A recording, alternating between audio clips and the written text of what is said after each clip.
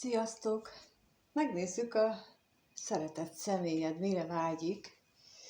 Veled kapcsolatosan vannak-e vágyai, vagy gondolatai, vagy terveze valamit. Szóval egyáltalán, hogy mi a helyzet vele most. Akkor lássunk is hozzá. Kérdezzük azt, hogy mit gondol ő most rólad, veled kapcsolatban. Mit gondol ő, amikor te az eszébe jutsz? Ez a szeretett személy mit gondol a nézőről, amikor eszébe jut? Mire gondol ő?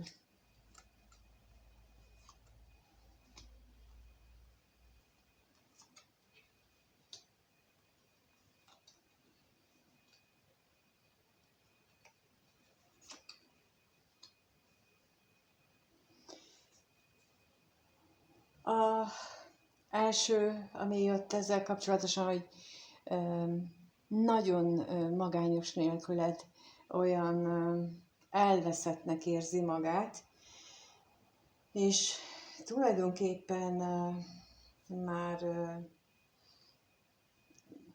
olyan toxikusnak érzi azt, hogy milyen gyakran gondol rád, és mennyire elveszett nélküled igazából. És azon is sokat gondolkodik, hogy hová vezetett a ti kapcsolatotok, illetve hogy milyen félelmek vannak benne a kapcsolatotokkal összefüggésben. De ezekre mindjárt rákérdezünk bővebben, és leginkább most erre a félelmeire kérdezek elsőre. Hogy mitől fél ez az ember, aki lehet nő és férfi, ezt természetesen úgy helyettesíts be, ahogy szeretnéd, és szólhat férfinek és nőnek, ahogyan azt te érzed. Tehát mitől fél ez az ember? Mi az a...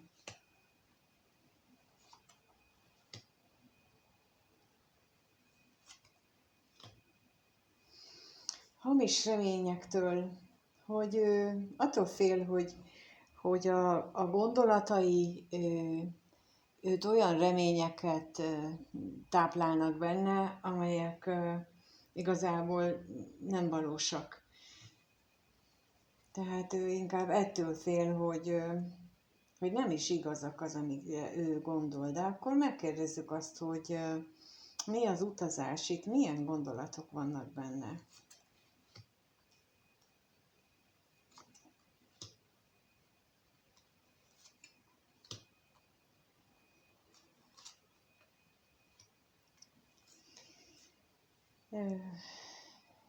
Azt gondolja, hogy az a kapcsolat, ami köztetek van, vagyis volt, ki tudja, hogy van, akinél van, vagy volt,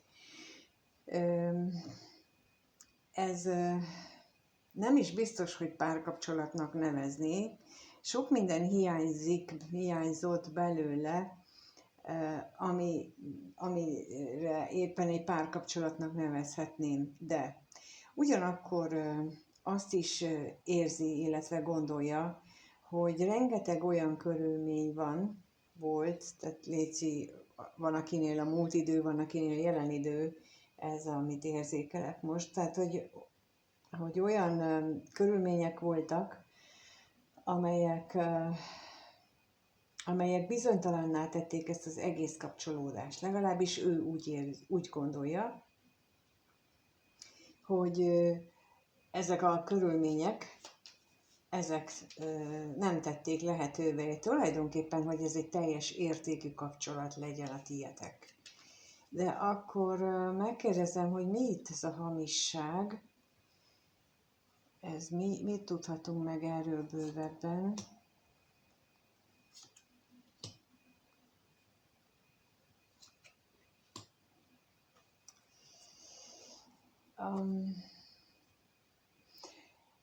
Mint hogyha az a személy, aki az ő gondolataiban van, vagyis te, mert hogy rád kérdeztünk, mint hogyha te egy érettebb gondolkodású valaki lennél, nem feltétlenül, hogy idősebb is legyél, tehát korban idősebb, tehát minden esetre érettebb gondolkodású, aki hirtelen tűnt fel az életében, vagy hirtelen figyelt fel rá, és tulajdonképpen ilyen berobbanásszerűen érkeztél az ő életébe, és ez nagyon furcsa volt az ő számára is, meglepő, és akkor kérnék szépen itt az özvegyemberre is, hogy akkor ez most hogyan.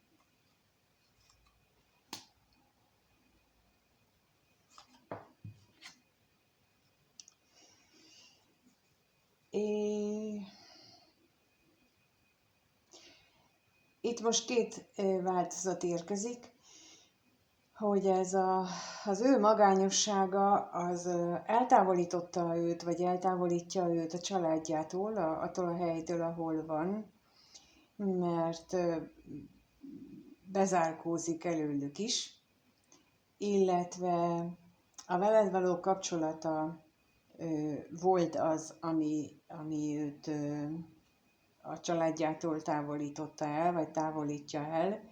Ez most a két különböző csoportnak szól, úgy érzem. De itt lehetséges, hogy arról van szó, hogy ő abban az esetben, ha ő most úgy érzi, hogy nagyon magába fordult, és nagyon hiányzol neki, és ez a hiányod, ez okozza, vagy azt okozza nála, hogy a családjától is így befelé fordul, és már nem jelent neki annyit az a ház, mint amit, vagy az otthon, ahol van, vagy az a közeg, mint amennyit korábban jelentett. És ilyen is mi szokott előfordulni, egyrészt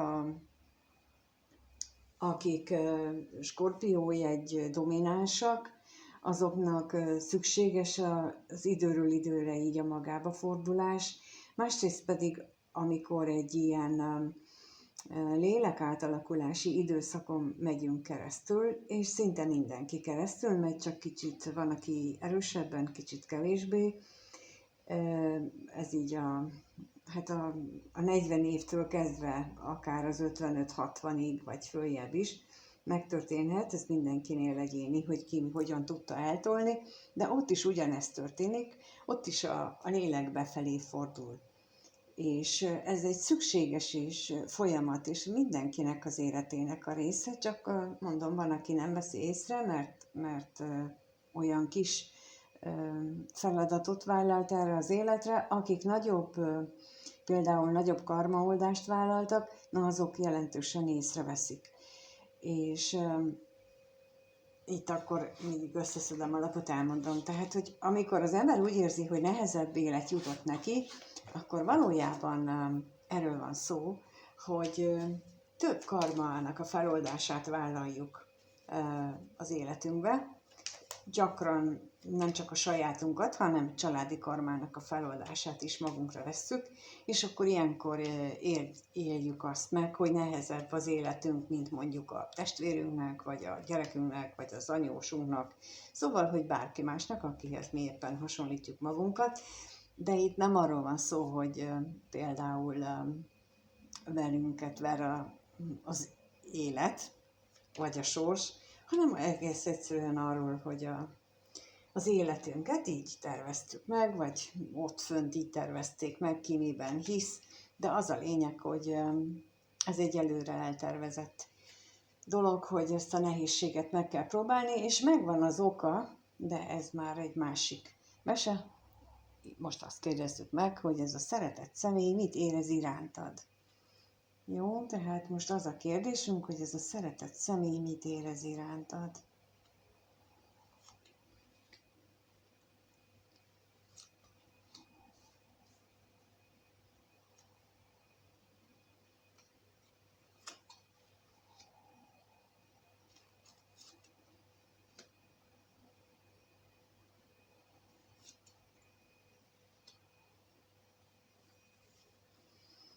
Ő megfagyott, érzéseiben belefagyott, olyan kiüresedett, olyan semmi.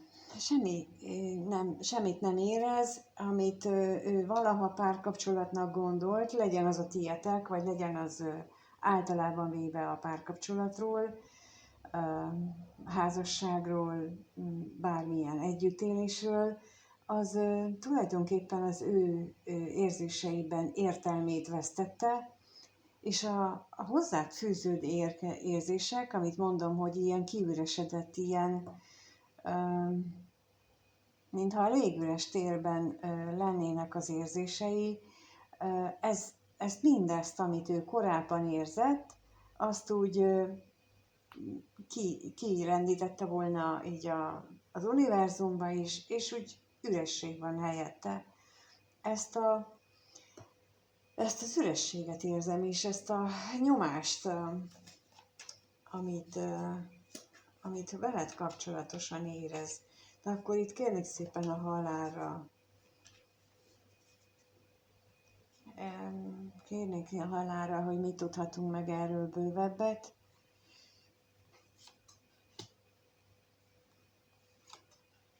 És itt arra kaptunk választ, amit az előbb mondtam, hogy a múltat, tehát így érzékelem azt is, hogy van, akinél ez egy távolságot jelent és a múltat, és borzasztó nehéz a lélegzet is, tehát annyira, mint a szorít a torkom, mint amikor sírás folytogatja az embert, és ezt az egész olyan, hogy alig kapok levegőt, és nagyon furcsa ezt most elmondani. De és akkor a kevés pénzre is kérnék szépen, hogy mit tudhatunk meg erről bővebbet.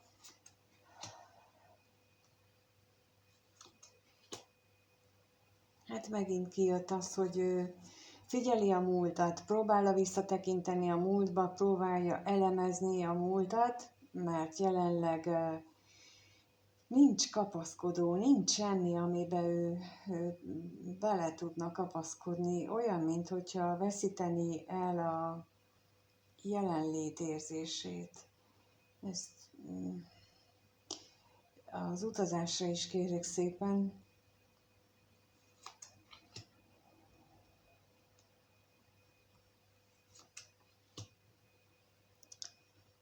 Igen, szóval, hogy úgy változik a gondolataiban, az érzéseiben, ott vagy szomorú személyként, tehát amikor úgy rád gondol, és a múlttal összefüggésben így mindenképpen gondol rád, akkor azt gondolja, hogy te is szomorú vagy, és ő is az tulajdonképpen, és itt a veszteségre is kérnék még, hogy mit tudhatunk meg erről.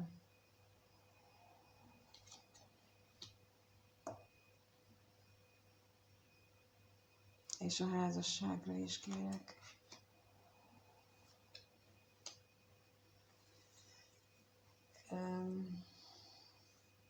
Azt mondtam, hogy amit ő párkapcsolatokról gondolt, azt nagy mértékben megváltoztatta ez az érzés, amit most így hiányodként él meg, illetve veled kapcsolatosan, és azt is látom, hogy neki egy új szakasz, tehát érzéseknek egy új szakasza indul, ezzel talán, hogy ez a kiürítés van most, hogy megtapasztalja, milyen az üresség állapota, milyen az, amikor érzések nélkül vagyunk, amikor olyan mély mondjuk a fájdalom, mert itt a fájdalmat éreztem, hogy onnan már bármilyen új érzés jó lehet, és lehet, hogy próbálja megfogalmazni ezt ő magában, hogy mi az, amit ő újdonságként szeretne, mi az, ami ő újat szeretne megtapasztalni, de mindenképpen abban reménykedik, hogy segítséget kap ebben az irántad való érzésekben. De mondom, hogy hát itt nagyon-nagyon rosszul éreztem magam, tehát hogy ott nagyon éreztem azt a fuldokló, magába roskadó energiát, érzéseket, amitől ő nem bír.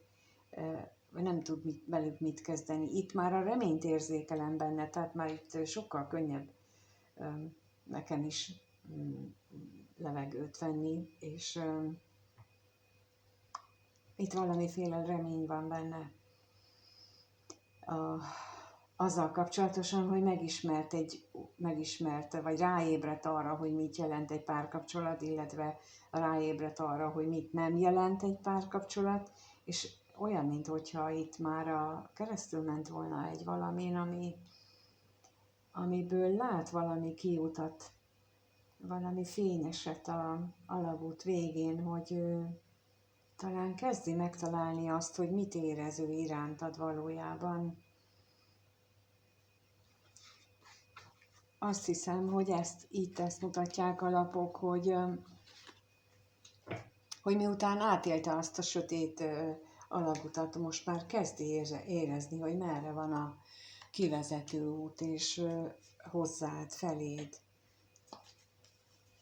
De akkor megkérdezzük azt, hogy számíthatsz-e tőle valamire, illetve mire számíthatsz tőle a következő néhány napban, egy hétben. Ettől a szeretett személytől mire számíthat a néző a következő néhány napban, egy hétben? Mire számíthat ettől a szeretett személytől? Mire számíthat ő?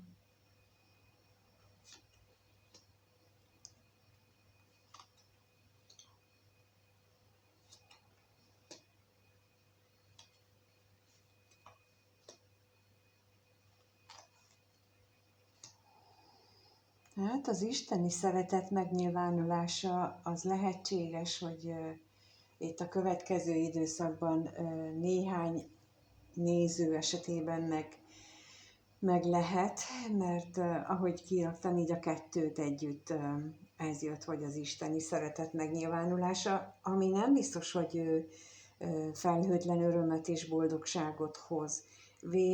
Ennek ellenére mégis azt gondolom, hogy ez valamiféle keserédes örömet jelent majd. És néhány esetben viszont azt érzem, hogy lehetséges, hogy lesz találkozás, elég váratlan találkozás, ami történhet, de megnézzük azt, hogy mit tudhatunk meg erről a látogatásról bővebben, hogy lesz-e tényleges találkozás, mit tudhatunk meg, és a váratlan örömre is kérek.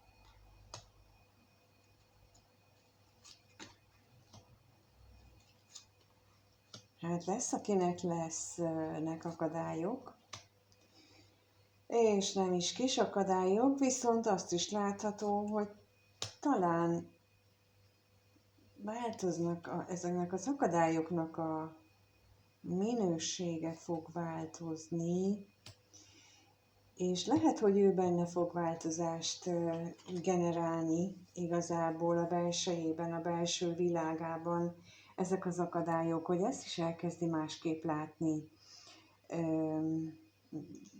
Lehet, hogy azért, mert konkrétan lebetegszik, és nem lesz más lehetősége, mint hogy a fejével gondolkodjon.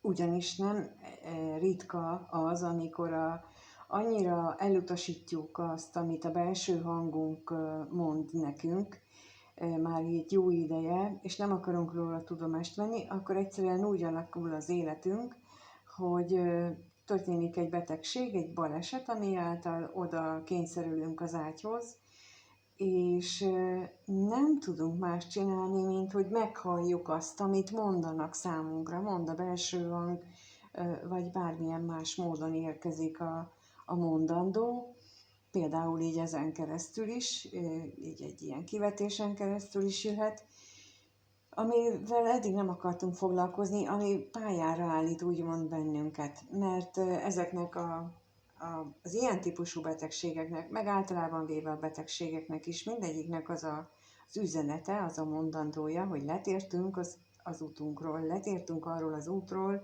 ami nekünk előre meg van jelölve, ki van jelölve és meg van írva, és ez olyan, mint hogyha ő neki itt ezzel lesz majd megtapasztalása. Van, akinek pedig valódi, konkrét találkozásról van itt szó. Azért kíváncsiságból megkérdezem, hogy mi ez a szerelem, itt erről mit tudhatunk meg, mi ez a szerelem, mi ez, mit tudhatunk meg róla, valami bővebb információt kérnek szépen.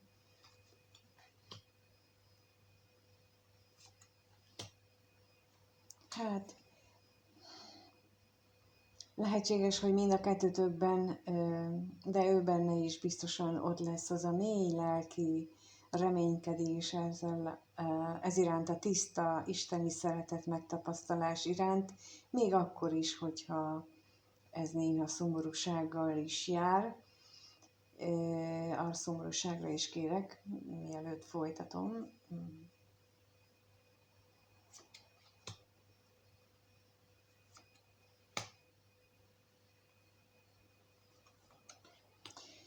Mert rengeteget gondol arra, hogy a múltban mennyi vágy volt, mennyire vágyakozott ő utánad, és hogy ennek lehet, hogy némely esetben szomorú vége, vagy szomorú következménye lett, és ennek ellenére, és ezt akartam folytatni az előbb is, ennek ellenére, hogy szomorúsággal jár, mégis abban reménykedik lelke legmélyéről, hogy valamiféle folytatás lesz, valamiféle megtapasztalása lesz annak a mély érzésnek, amit ez a két lap mutat, mert ez egy végtelenül mély isteni szeretet.